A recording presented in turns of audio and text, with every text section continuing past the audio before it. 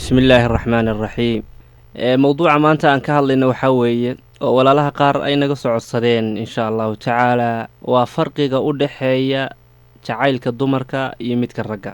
farqiga waxaa ka mida jacaylka dumarku waa jacayl dhab ah oo run ah, runta markii laga hadlo. haweenaydu jacaylkeeda daacad bay u tahay oo daacad bay ka tahay, run bay ka tahay, awood kasta haysana waa ku bixinaysaa. laakiin ninku waa ka duwan yahay taas. haweenaydu qalbigeeda hal nin mooyaane wax kale ma qaadaan. hadday wax jeclaato hal ninay jeclaataa, 2 iyo 3 toona ma jeclaato. laakiin ninku taa waa ka duwan yahay, waxaa laga yaabaa 2, 3, 4 iyo 5 inuu jeclaado. sidaa darteed baa ilaahay wuxuu u banneeyey ilaa 4 haween inuu guursado, leanna waa ka duwan tahay maskaxdiisu tan dumarka. laakiin haweenaydu hal nin mooyaane wax kale ma qaado maskaxdeedu. lidaalika hal haweenay aysan 2 nin wada guursan karin hal mar oo sharcigeenu diiday, ama ninku 2 haween baa loo banneeyey, 3, 4 ilaa 4 loo banneeyey. marka haweenaydu mar hadday tiraado waxbaan jecelahay waa ka dhab, ninku doona ha noqdo, mid kula liita, mid kula wax.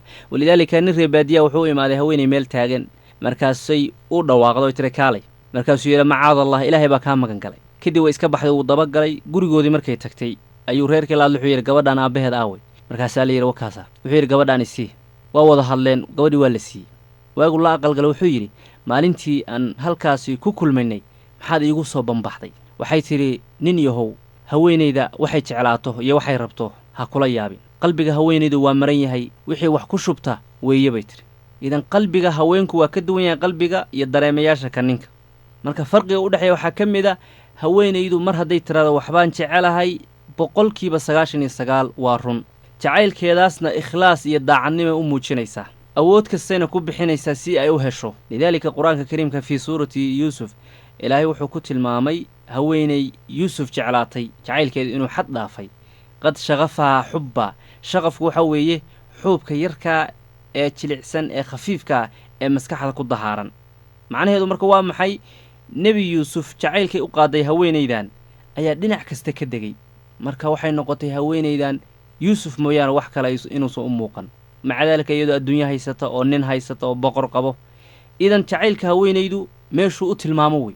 baynamaa ninku in badan uu ka labalabeeyo oo ninka jacaylkiisu inta badan been kama marna, baynamaa haweenka 99% jacaylkooda uu run yahay. waxyaalaha kale oo farqiga u dhexeeya waxaa ka mid ah jacaylka dumarku waa qarsoon yahay.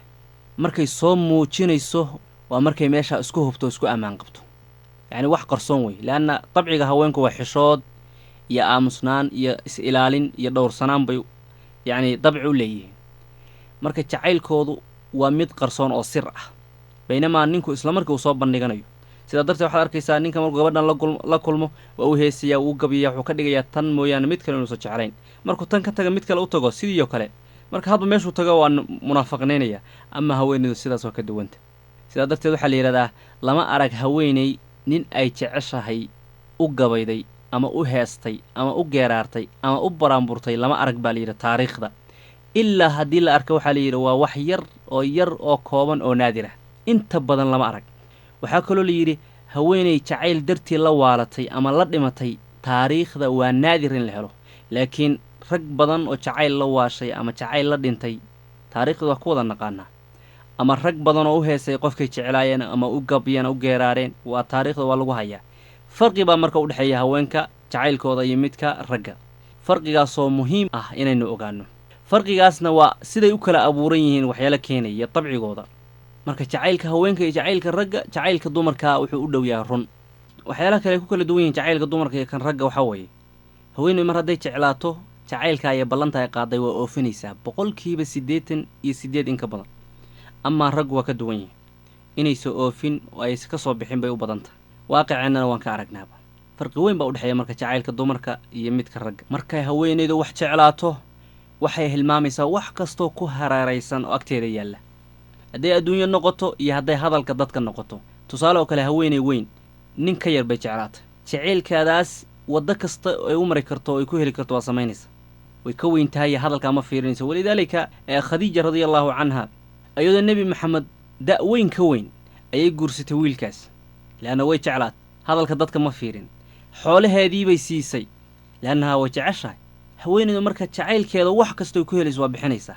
hadday ballan noqoto, hadday xoolo noqoto, hadday waqti noqoto, hadday noqoto la hadal iyo maaragtay dareemayaal kale oo ay siiso, haweeneydu waa bixinaysaa. amaa raggu maya, laga yaabo inuu ka doorto qof uu sheeganayo inuu jeclaa xoolo ama dadka hadalkooda iyo waxyaalo la mid a. ninku hadduu jeclaado haweeney ka weyn, rubamaa laga yaaba inuu ka tago isagoo dhahaya ayaan lagu dhihin habar buu guursaday. laakiin hadday islaanta weyn jeclaato wiil, way guursanaysaa, wayna raadinaysaa, walow ha la yidhaahdo tii waxay guursatay wiil ka yar. ma fiirinayso hadalka dadka iyo wax kastay sheegaan, jacaylkeedaa kala weyn oofinta ay oofinaysa ballantiisa. idan farqi baa u dhexeeya dumarka iyo ragga jacaylkooda. ragga jacaylkoodu wuxuu u badan yahay irsaaqadu ilaahay bixiyo wey. inuu ninkan ku jeclaado waa irsaaqada ilaahay bixiyo. amaa haweenku saas ma aha. haweenka dabcigooda waxa weeye shaygaa markay ka helaan, leanna haweenku waxay jeceliyaan ammaanta, dhegaysiga, waxyaalaha noocaasa, kaftanka, waqtisiinta, waxyaalahaas laga yaaba inaa kusoo jiidatay. laakiin ninka waxaa laga yaabaa intaasoo iyadoo hadday siiso inay naadir tahay inuu jacayl u qaado. waa adagta, leanna waa wax ilaahay qalbiga geliyo. walidaalika rasuulkeena calayhi salaatu wasalaam wuxuu tilmaamay jacaylkii khadiijo u hayay inuu yahay irsaaqada ilaahay u siiyey, irsaaqadu ilaahay qalbigiisa ku beeray tabaaraka wa tacaala. halkana waxaa nooga soo caddaanaysa qofkii ku yidhaahda waa ku jeclahay, ha canaanan, hana la yaabin, leanna jacaylku waa irsaaqada ilaahay bixiyo oo qalbiga ilaahay ku beero. ninka waxaa laga yaaba mar hadduu wax jeclaado inuu waasho hadduu waayo ama uu wareero. laakiin haweenaydu waa ka duwan tahay. sidaan tilmaannayna ninku laba haweeney waa jeclaan karaa, laakiin haweenaydu hal nin mooyaane wax kale ma jeclaan karto. qalbigeeda hal mid baa qaadi kara.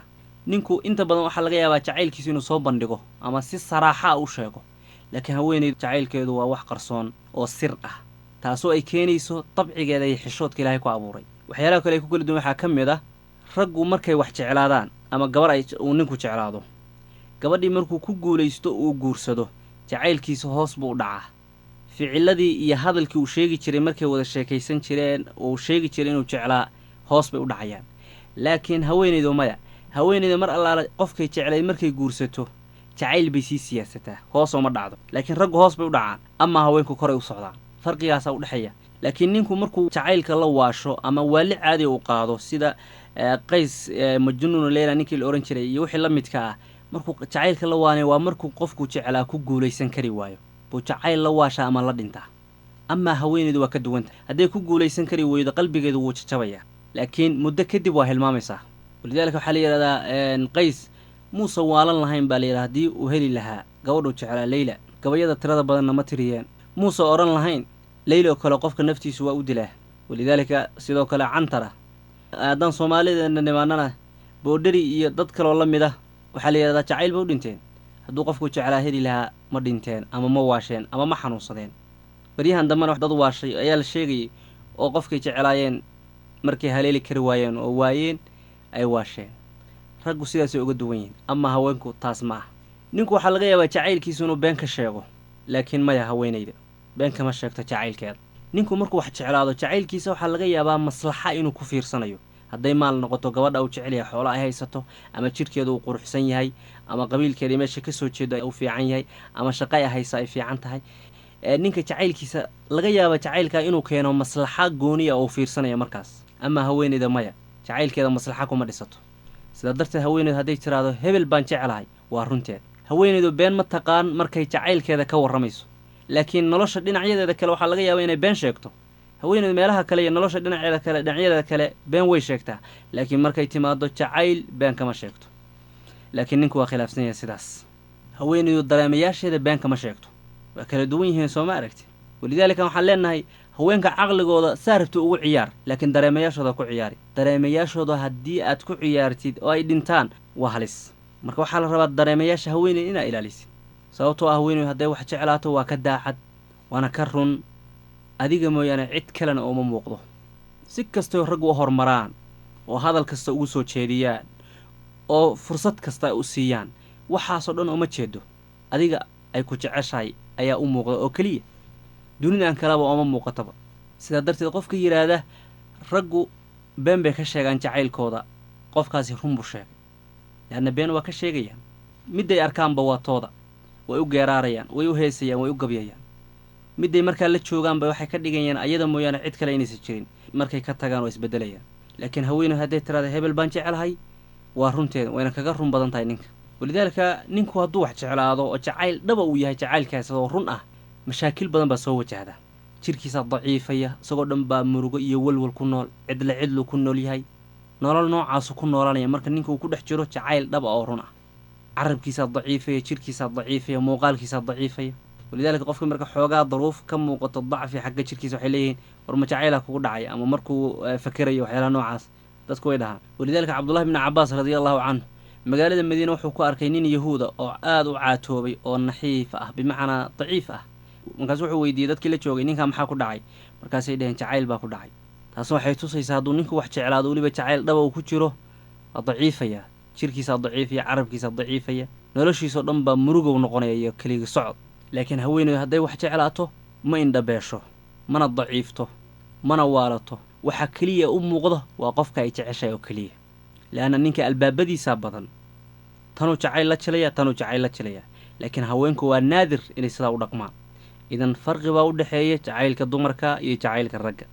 waxyaalaha kala duwan kale waxaa ka mid ah ninku markuu wax jeclaanaya waxaa laga yaabaa inuu jacaylkiisa ku cabiro geeraaro iyo hees iyo gabay waxyaala la midka ah iyo ammaan taasoo u dhow in badan been ama haweenaydu sidaas maaha jacaylkeeda waxay ku cabiraysaa dareemayaasheeda qodobadaas ayaan ku soo koobayaa waxaa u dhexeeya jacaylka dumarka iyo jacaylka ragga aad bay uga warramaan cilmiga bulshada dadka ku caanbaxay arrimahan iyo kuwa la midka ah insha allahu tacaala waxaa kaloo idiin soo gudbin doonaa yaa jacayl badan ragga iyo dumarka ama jacaylku keebuu hor saameeya ma raggu ku hor dhaca mase dumarku ku hor dhacaa insha allahu tacaala waa kelibyo aad iga filan doontaan fii amaanillahi asalaamu calaykum waraxmatullaahi wabarakaatu